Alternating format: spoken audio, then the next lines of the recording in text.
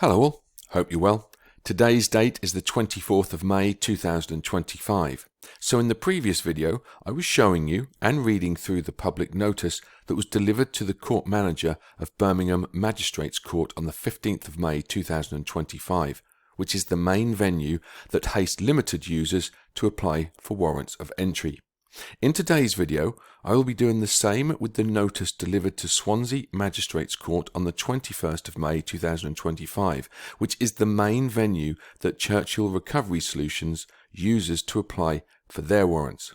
This notice is really getting at the same thing, however, the wording has significant differences, which may assist your understanding of what is truly going on here with what appears to be a vast fraud against the people, which is why I believe it is of important public interest. By the way, if any of you out there have personal stories of other companies and courts engaging in this type of seemingly unlawful behaviour, then please feel free to email me and include the story and also redacted photos or scans of the documents and or court order you received, so we can shine more light into this dark practice. The email address is fraudunravelsall@mail.com. That'll also be in the description of this video. And lastly, absolutely nothing in this video is to be construed as me giving legal advice, for it certainly is not. By the way, please like and subscribe if you think this video gives value, and share with others. See you soon. So let's go on to the notice. So, formal notice of grave concern and demand for investigation and remedy to the court manager, Swansea Magistrates Court. You have the address there, and you have the date, which is the 21st of May 2025. Lawful notice, urgent judicial and public interest matter. This formal notice is issued in the public interest pursuant to your obligations as officers of the court and fiduciaries of justice, and is now served upon Swansea Magistrates Court, its officers, and all relevant administrative personnel. It is a lawful warning regarding grave and growing concerns about the potentially unlawful issuance of warrants of entry under Section 2 of the Rights of Entry, Gas and Electricity Boards Act 1954, especially in connection with third-party contractors such as Churchill Recovery Solutions, CRS. Number 1. Background and legal framework. This notice arises from mounting evidence that courts in England and Wales may be issuing unlawful warrants of entry in breach of statute and natural justice. In particular, it appears that Churchill Recovery Solutions, CRS, may have applied for such warrants using procedurally defective methods and improper legal standing, not being the operator nor its employee.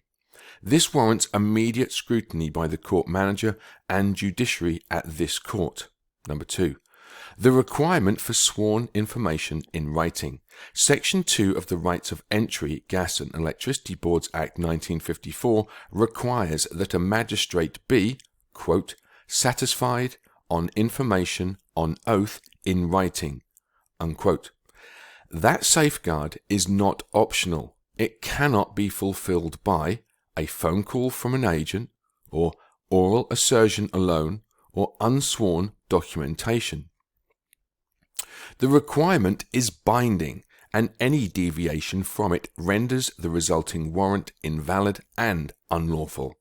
There is no provision in the Gas Act 1986 or Electricity Act 1989 that overrides this requirement. These later statutes grant substantive powers, but do not displace the 1954 procedural framework. Number 3. Who may apply for a warrant? Legal standing. Only the gas or electricity operator or an employee thereof may lawfully apply for such a warrant. CRS is not an operator, nor is it generally composed of operator employees. Unless CRS applicants are directly employed by the operator and applying in their own name and capacity as employees, then the application is ultra-virus and deceptive. Misrepresentation of standing before the court is a serious procedural defect with civil and potentially criminal consequences. Number 4. BMC admission, which is Birmingham Magistrates Court. This is a formal warning.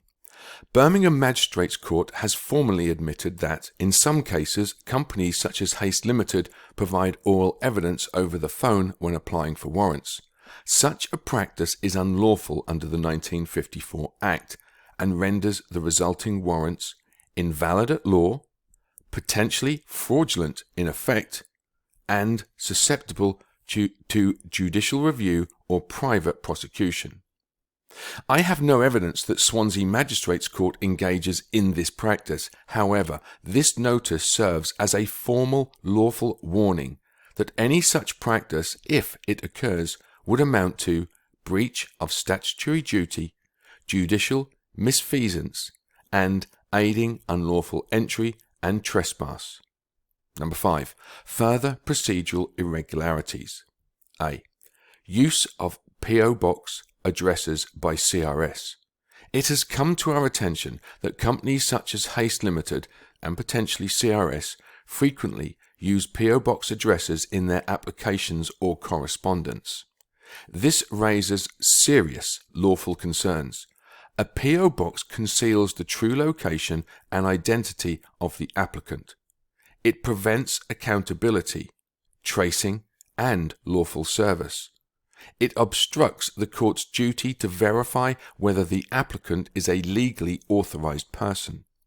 Use of a P.O. Box in this context may constitute a form of procedural fraud, and any warrant issued under such conditions risks being rendered void ab initio. B. Use of the occupier instead of named parties. Many applications and resulting warrants are directed to the occupier instead of the lawfully named person at the premises. This practice undermines due process by denying a real person notice and opportunity to object. It violates the principle of particularity, which requires identification of the subject of any judicial act, and may invalidate service and result in trespass or unlawful interference. The law requires specificity and service to a legal person, not an abstraction. Number 6. Demands of this notice. I hereby require the following from the court manager. 1. Written confirmation whether any warrants have been issued to Churchill Recovery Solutions, CRS, or any similar agents in the past 24 months. 2. Disclosure of the procedure used to assess such applications. Whether sworn information in writing was provided. Whether the applicant was an operator or employee of an operator. Number 3. Written assurance that no warrants are issued based on oral evidence or by unauthorized parties. 4. Disclosure of any internal policies, guidance documents, or training provided to clerks or magistrates on the handling of such applications. 5. Confirmation that P.O. Box addresses and non-specific terms such as the occupier are no longer accepted as procedurally valid in warrant applications. Number 7. Public notice and transparency. This notice is issued in the public interest. Its delivery, contents, and any response, or lack thereof, may be lawfully published and circulated to members of the public, parliamentary committees, legal oversight bodies, and public interest organizations. The integrity of the courts is a constitutional matter and not the private domain of any administrative office. Number 8. Personal liability of court officers. Let this notice also serve to remind all recipients that magistrates, clerks, and officers involved in unlawful warrant issuance may be held personally liable in law. Immunity does not extend to acts ultra vires or where there has been negligence, misrepresentation, or bad faith.